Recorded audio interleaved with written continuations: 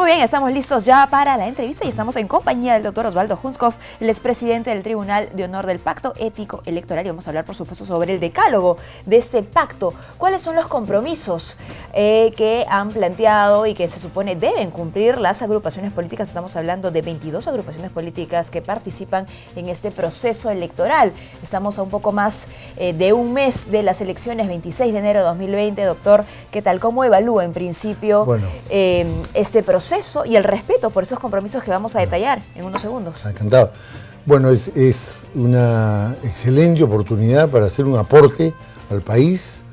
Nos hemos organizado como Tribunal de Honor, somos 5 miembros, 2 hombres, 3 mujeres, ¿no? Estamos trabajando con la intensidad y la necesidad que requieren las circunstancias. Estoy seguro que el mes de enero va a ser difícil, complicado, ¿no? Más intenso. Más intenso, sí, pero vamos a hacer todo lo posible para que esas elecciones sean impecables, transparentes, ¿no?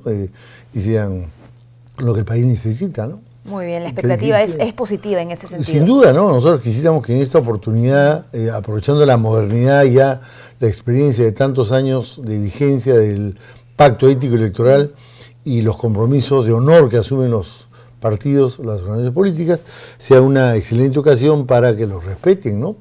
Y nosotros estamos atentos, actuamos de oficio o a instancia de parte cada vez que se incumplen algunos de los compromisos. Así es. Entonces, ¿qué pasa? La redacción del pacto ético es un poco amplia, son 14 puntos, y se nos ocurrió hacer una especie de decálogo, o sea, subsumir los 14 puntos en 10, ¿no? Claro que sí, para que sea más accesible, no solo para los participantes y las participantes de este proceso, sino también para nosotros los electores, que debemos estar en contacto con cuáles son las reglas del juego, como se dice, ¿no? Y más aún, teniendo ahora pues la modernidad y los sistemas informáticos que antes no existían, que te permiten acceder, por supuesto, al voto informado y todo lo demás, ¿no? A las plataformas y todo lo demás, a las hojas de vida. La firma del Pacto Ético Electoral es, por supuesto, un ejercicio democrático, ¿no es cierto? Es expresar esta voluntad de querer ser parte de un proceso y además de querer llevarlo con transparencia, de querer llevarlo con respeto, y en ello también se basan estas reglas. ¿Cuál sería la primera de ellas? Bueno, yo le digo con toda sinceridad que efectivamente el 8 de noviembre se firmaron por 22 organizaciones políticas el Pacto Ético Electoral. Por las noticias que hemos recibido, han excluido a una organización política, van a ser 21 las que participan, pero de todas maneras tienen que respetar esas 14 reglas, ¿no? La primera regla es, por ejemplo, no insultar, agredir, acosar o a tocar, respetar a los contrincantes y al Tribunal de Honor.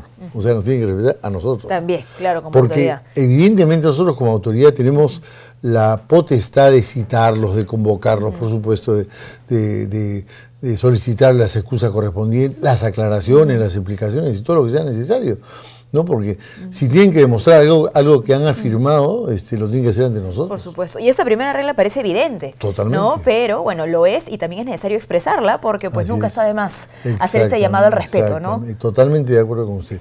La número 2 es sumar esfuerzos para enfrentar la corrupción y no aceptar aportes de fuentes ilícitas, narcotráfico, minería ilegal, lavado de activos ni de fondos públicos. Esta regla para nosotros es importantísima, ¿no es cierto? Un candidato tiene que ser muy serio en declarar aquello o cómo se está financiando, ¿no? A través de la organización política y todo lo demás, y las cosas tienen que ser muy transparentes. Bueno, y es conocido y sabido que las campañas son costosas, ¿no? Hay una fuerte inversión de dinero, bueno, esperemos que cada vez sea menor, con el aporte de, por ejemplo, la franja electoral, entre otros, ¿no? Sin embargo, hay costos definitivamente, sabemos de campañas que son muy austeras, de otras que no buscan serlo, pero siempre ser también honesto con uno mismo, ¿no? Tanto el candidato como la organización. Si no puedo llevar a cabo una campaña, pues a esperar de repente un siguiente proceso. Exactamente. La tercera, que es no mentir sobre su pasado, ser transparentes en su hoja de vida. Y aquí hemos encontrado muchísimas situaciones extrañas, ¿no? Hay gente que, primero, declara cosas que no son, ¿no? Títulos o grados académicos, etcétera, carreras, ocupaciones que no, o gestiones que no han realizado. Entonces, evidentemente, eso merece una llamada de atención. Claro. Por un lado la mentira y por otro lado la omisión también de información. Por supuesto, por ejemplo, no declarar los bienes, ¿se da cuenta? que es también algo que se ha detectado, ¿no? Claro, que están viendo en ese momento claro. Los jurados electorales especiales, ¿no? Exactamente, con las cuales, y eso es algo que yo quisiera decir, ¿no? La estrechísima colaboración del Tribunal de Honor del Pacto Ético con el Jurado Nacional de Elecciones, con el Pleno, y con los jurados electorales especiales, con los 25, ¿no? Pactos electorales que se han firmado a nivel nacional, ¿no? Entonces, por eso es que en realidad tenemos una cooperación extraordinaria. En cada sesión nuestra hay una primera fase donde nos presentan los videos, los medios, las hojas de vida, todo lo que pedimos respecto a determinado...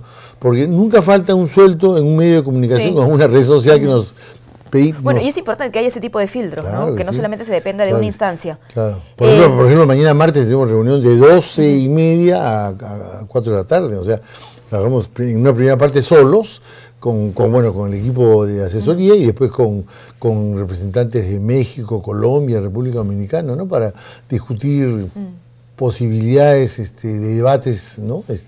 Electorales, que son un poquito más complicados, ¿no? Muy bien. Como cuarto punto en ese decálogo, ¿qué es lo que tenemos? No postular candidatos con antecedentes penales o judiciales. Aquí hemos encontrado más de 200 casos, ¿no? Hay que entender que esas reglas responden a una realidad y antecedentes. Por supuesto, por supuesto. Porque hay diferentes grados, ¿no? Hay simples denuncias, hay acusaciones, hay sentencias. O sea, hay que ir medituando, claro, hay sentencias que están ya incluso ejecutadas, cumplidas, ¿no? Entonces hay que analizar cada caso.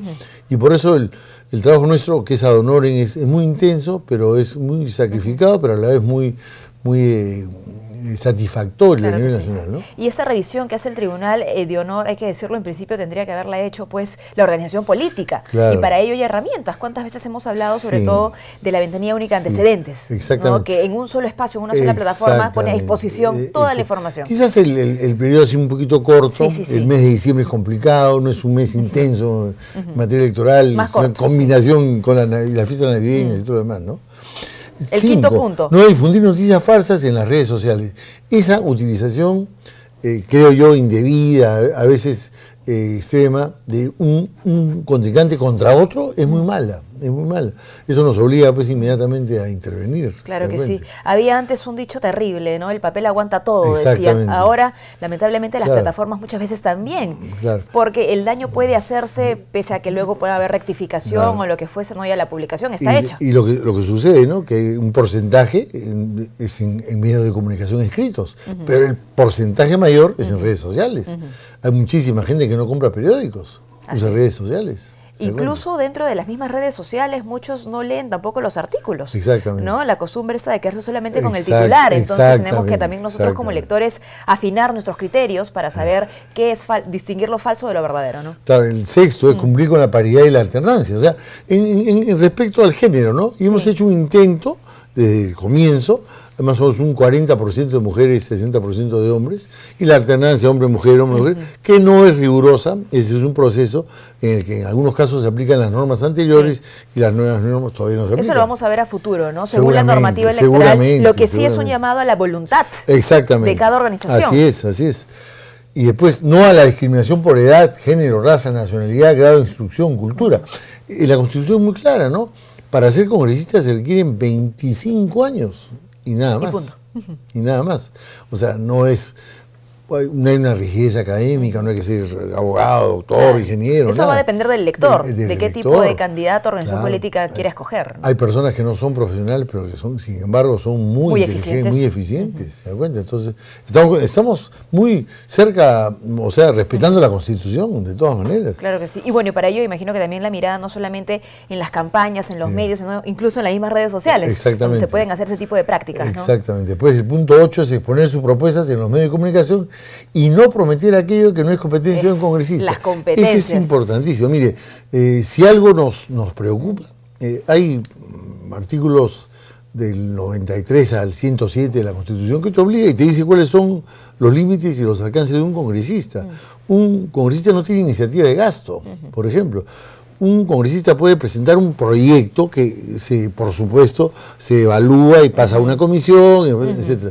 Pero un congresista no puede ofrecer sueldo, salario, puesto de trabajo, no puede recibir dádivas. Ni siquiera obras. Ni siquiera obras. No puede tener iniciativa de gasto, ¿no es cierto? Obras públicas, mucho menos. Y nuevamente, nosotros los electores tenemos que tener en claro eso, ¿no? ¿Cuáles son las competencias de nuestras autoridades para que según esas competencias podamos hacer las exigencias del caso? Yo jamás voy a mencionar nombres, no lo haría nunca, porque ya es mi tercera experiencia en el Tribunal de Honor, en esta como presidente.